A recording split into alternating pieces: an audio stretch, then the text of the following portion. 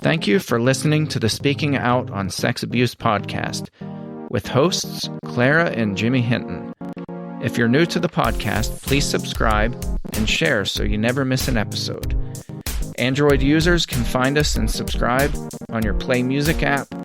Apple users can find us and subscribe on Apple Podcasts. You can find us on Stitcher. You can follow us on Spreaker.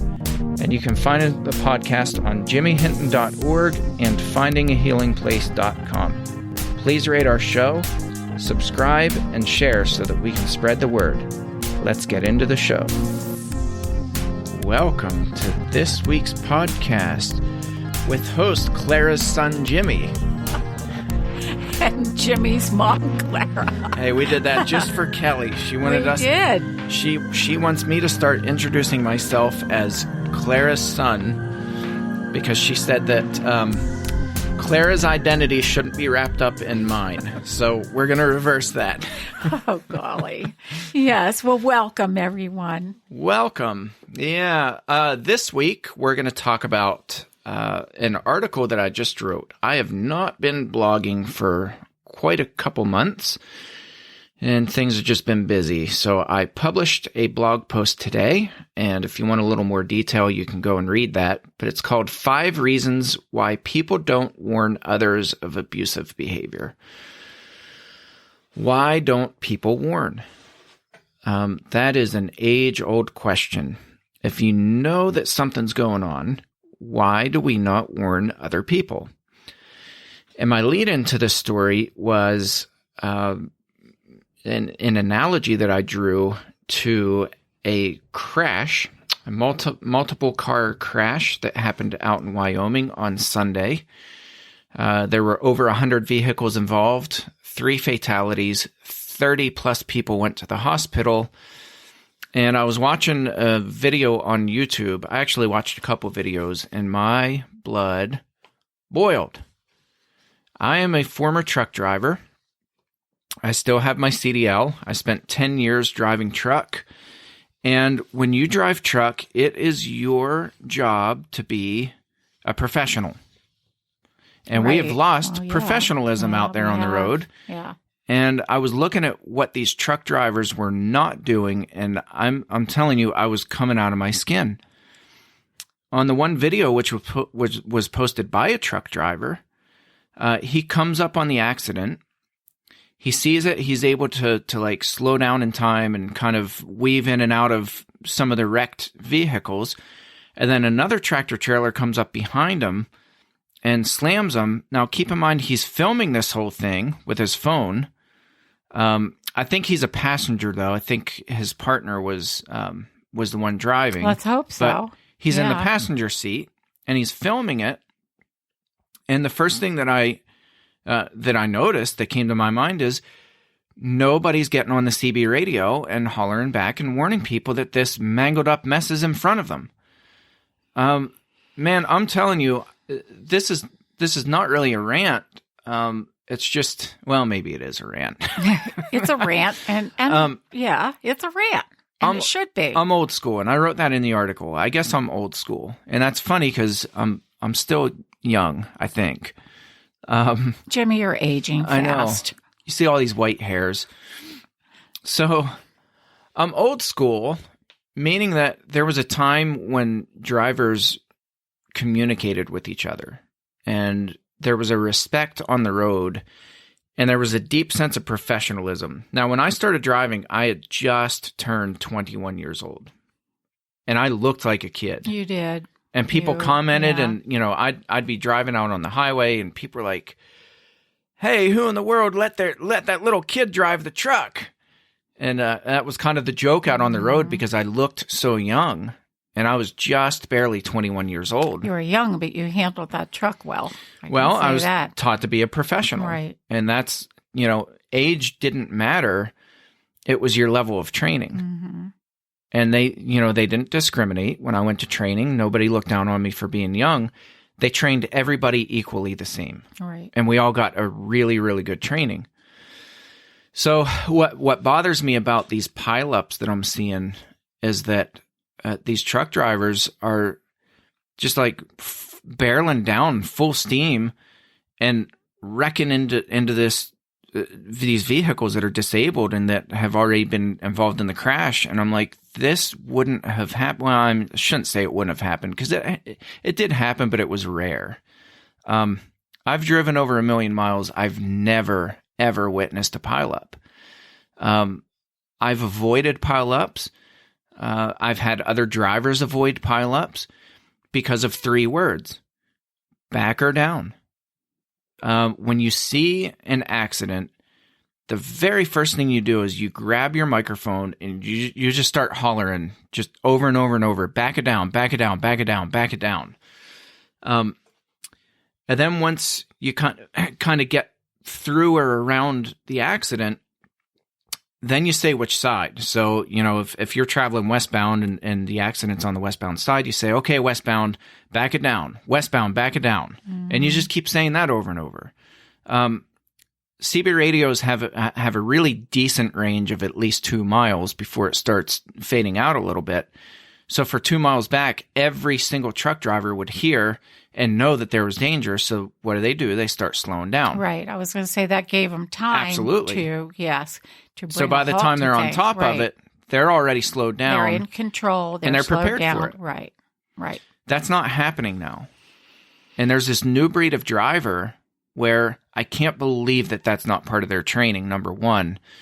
Number two, I can't believe that people don't have the common sense to get on the radio. This guy's filming, and he's like, there you can hear people. Oh, no. Oh, there's another one. You That's can hear disturbing, them. You can hear that. There. There was another one. And disturbing. You can hear these trucks smashing into parked tractor trailers and cars. Well, then he gets up to the front. He makes it to the very front where the accident first started. So what happened was a tractor trailer had an incident. He crashed into somebody else, and that just started this chain reaction. And he gets out of his tractor trailer, and he starts walking through the carnage. And I mean, there is carnage everywhere. And you can still hear trucks smashing and crashing. And all these truck drivers are outside of their truck just like shooting the bull with each other. They're like, oh, man, that was crazy. And I'm like, every one of you people should be inside of your cab on the CB radio warning other people, why are you not doing it?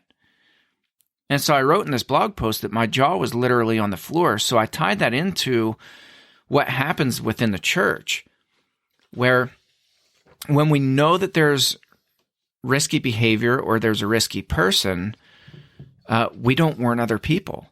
And I'm not talking about reportable incidents to law enforcement, though that certainly would be included. But I'm just talking like the person who comes up and he's like rubbing somebody's shoulders and clearly they're uncomfortable, or, they're just way too handsy, or they make inappropriate comments, or I just had a conversation this past week where somebody called me for advice for somebody who's on staff who is making really crude comments to this guy was a youth minister, was making really crude comments to the youth group. Over and over. It wasn't one time.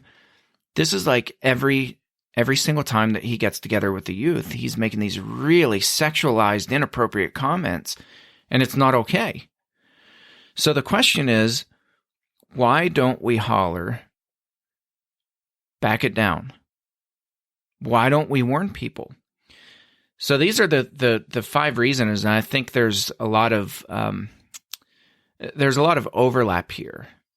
So even though I talk about truck driving, I think there's a lot of overlap just because it's human behavior. So regardless of what the quote unquote accident or victimization or abuse or whatever it is that we're witnessing, I think these principles really overlap. There's so much overlap.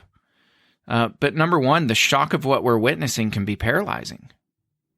So I said, people used to think that there were 2 responses whenever we felt like there was some kind of a threat. There was either the fight or flight response. Well, now it's widely known that there's also a freeze response. And a lot of victims will tell you that. When I was victimized, I couldn't move. I was paralyzed. I just froze. I think the same is true when you witness really horrific things. I absolutely agree with you. I'm thinking of incidents with you kids, raising you kids, when there was a situation of a child choking or, child bleeding. Think of your sister, Stephanie. She had a tonsillectomy, and long story short was she began hemorrhaging, and it was a frozen response at first. It was, you freeze, you look in horror, and it's almost too much, and you don't know what to do. So you do nothing at first. And many people, it's easy in a situation that is public, like what you described, very easy, or in a church setting, whatever, to just turn your head. Just turn from it. Yeah.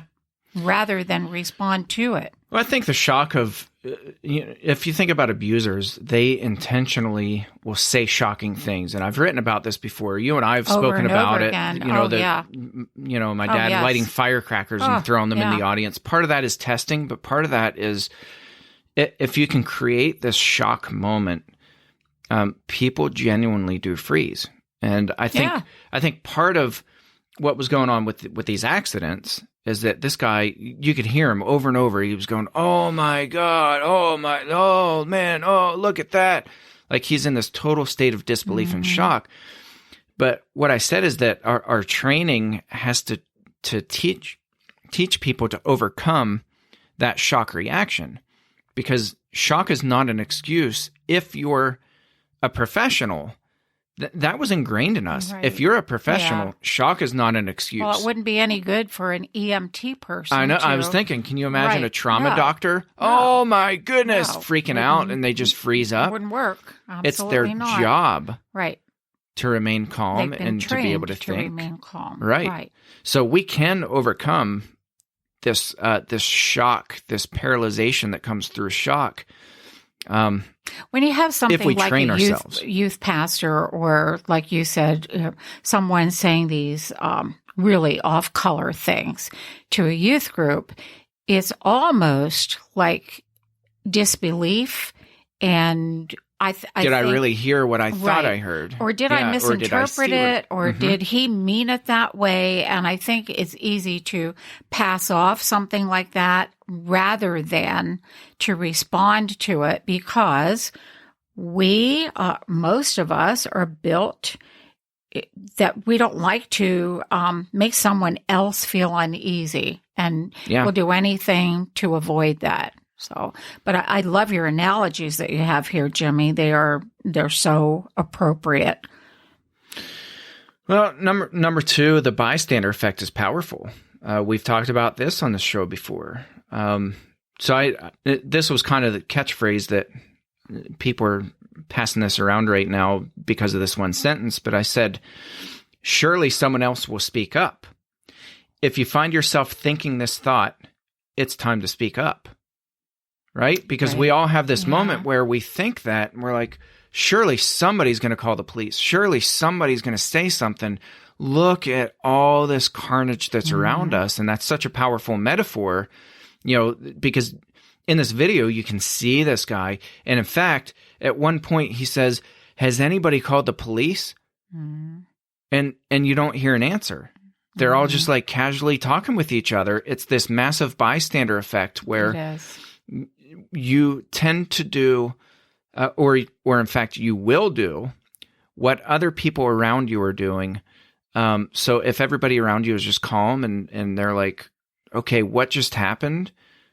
That's going to be your response, especially if the people around you look like you, dress like you, and are in the same socioeconomic status as you.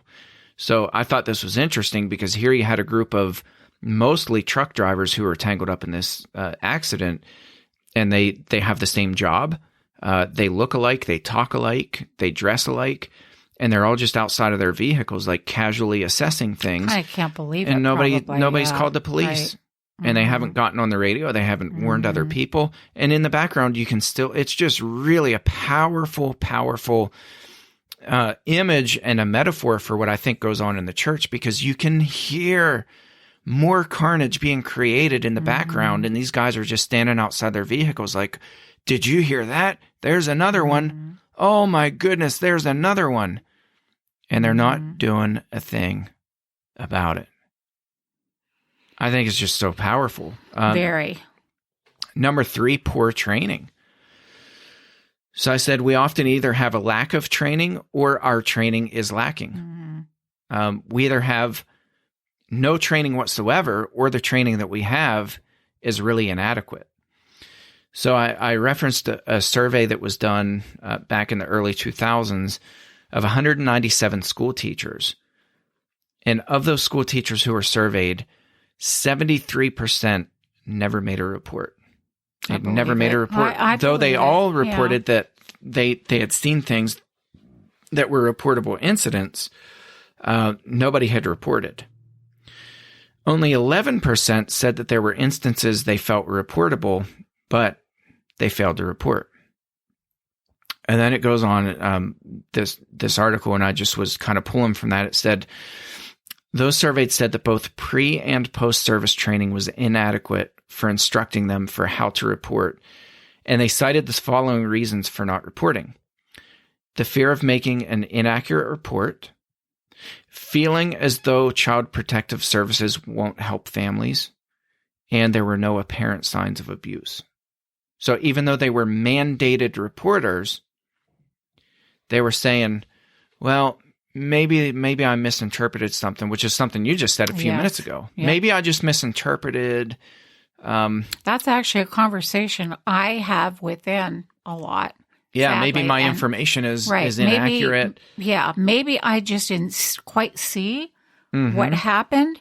Maybe I didn't hear that right. Maybe that isn't how they meant that, the whole scenario. And you replay that over and over in your mind till you dilute, the actual whatever happened. And then you question yourself, and that's a bad thing. Yeah, absolutely.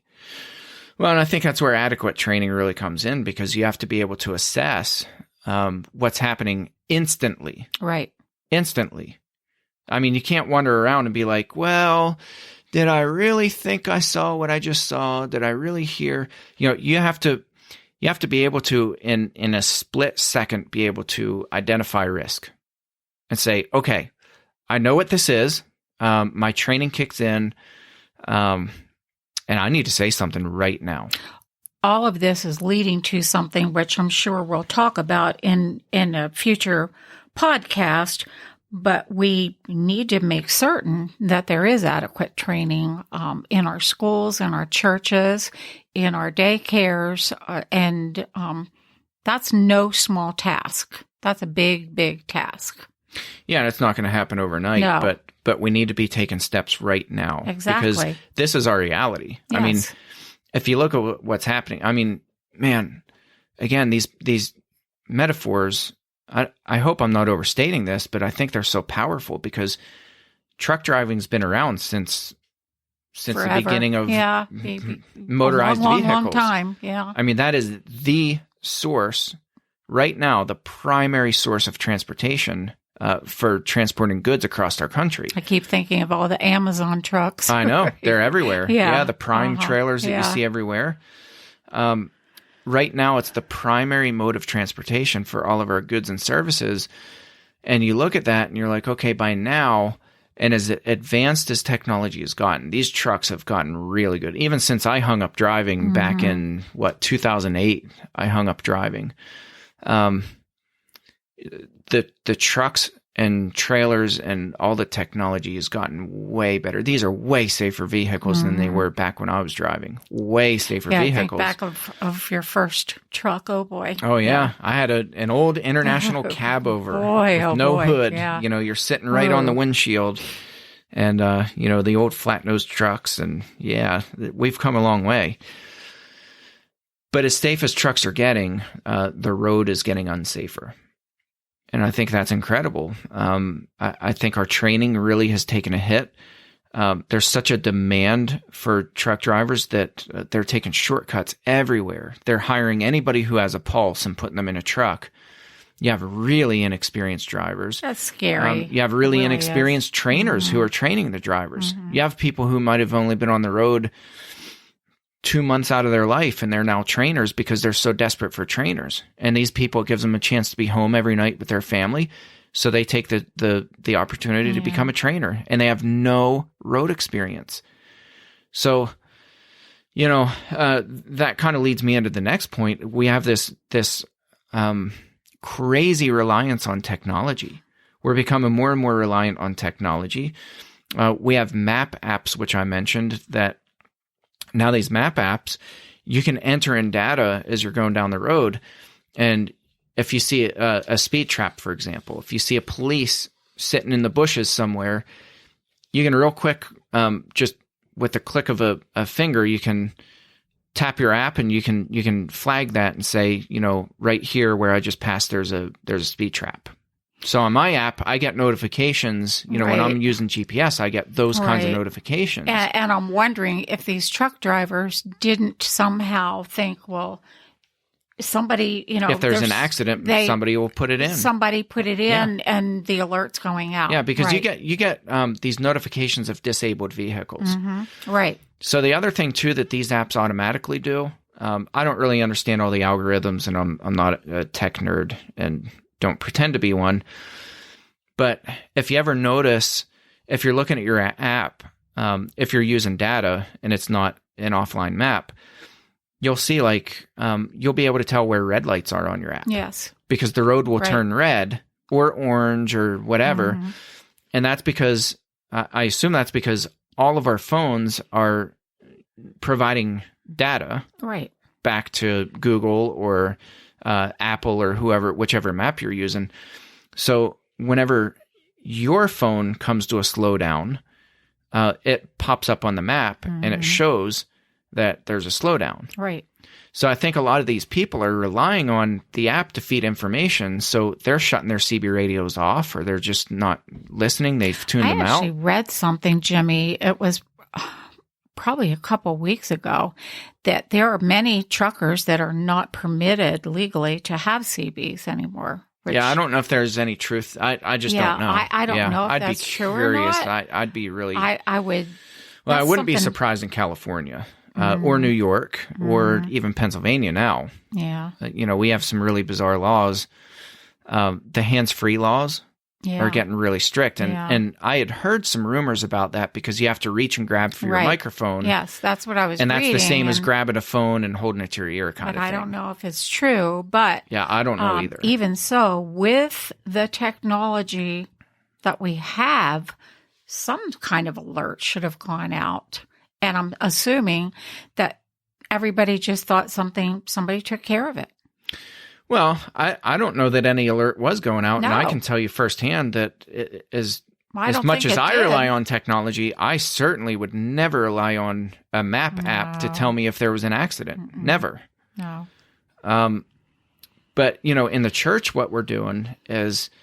I feel like we rely on background checks and, the sex offender registries, and we're relying on this technology to warn us if there's somebody who's out there who's risky. And it just does not work. No. It's not safe. It's not accurate. Clearly, it's not safe. These sites are not updated.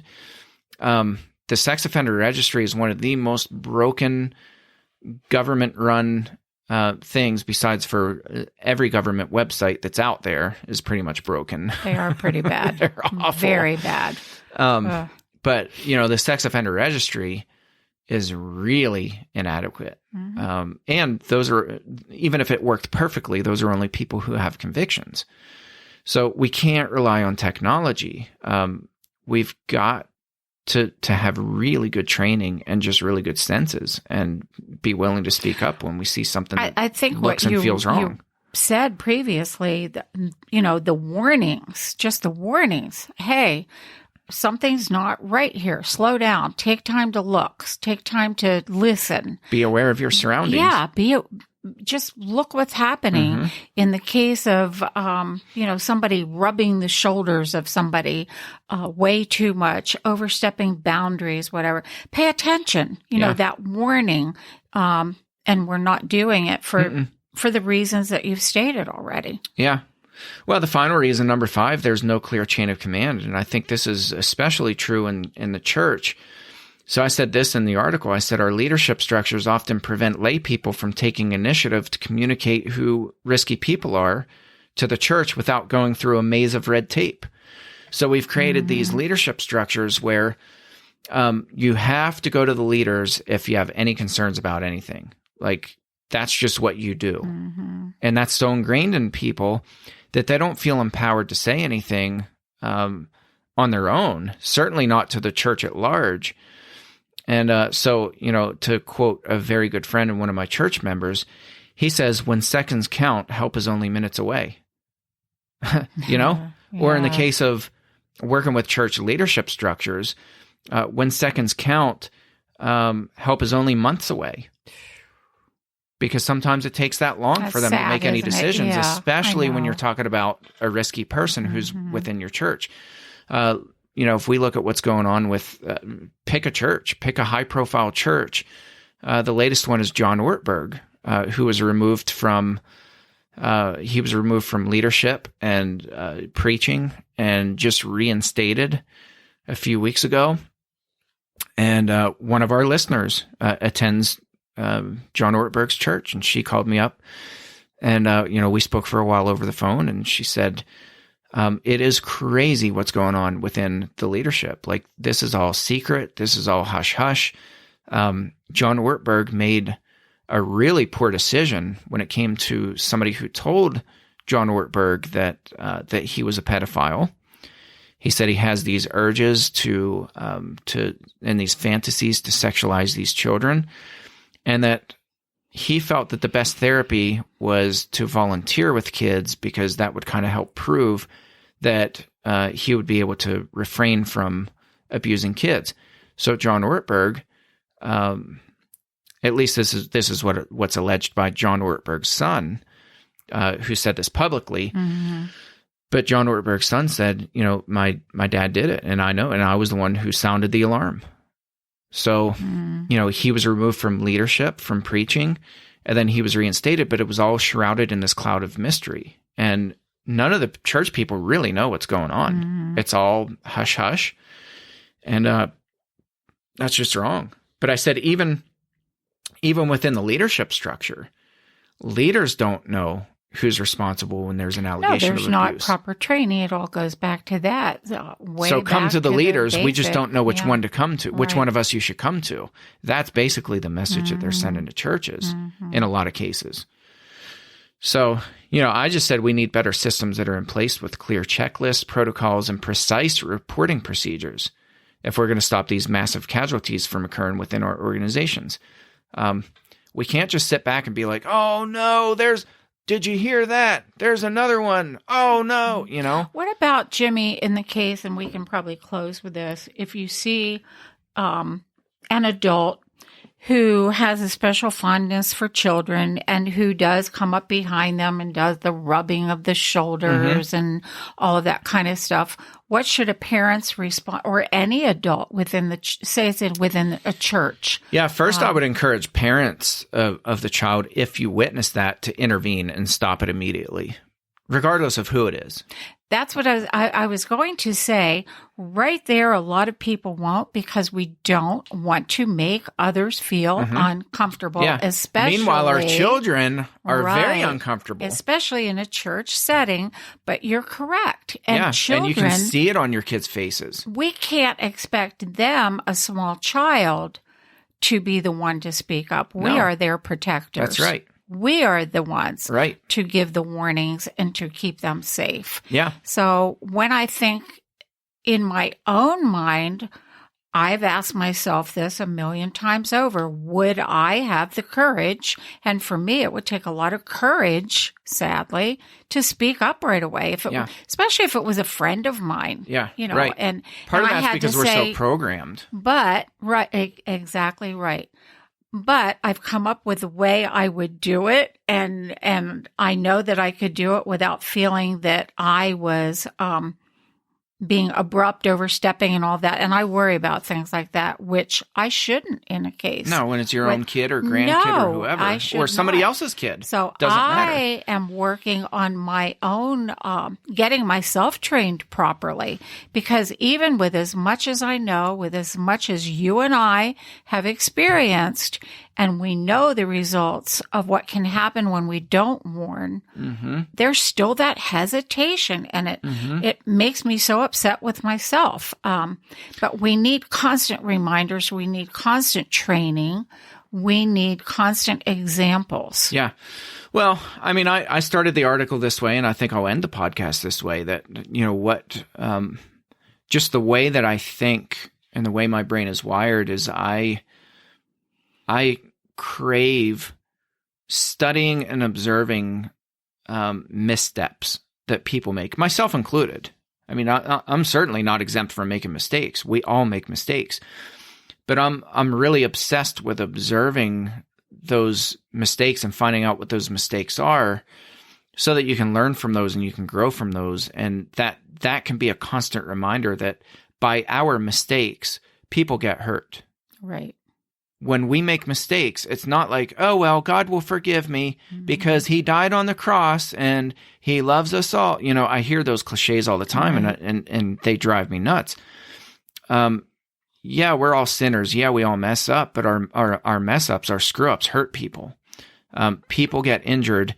I shudder to think of the amount of people who get injured because of mistakes that I've made and still continue to make. So I want to learn from them. Right. I want, like one of my trainers did, when I was driving truck, would put pictures of really graphic, gruesome accidents across our desk and up on the board, and say, I want you to stare at this picture, and I hope you have nightmares of this accident when you go to sleep tonight.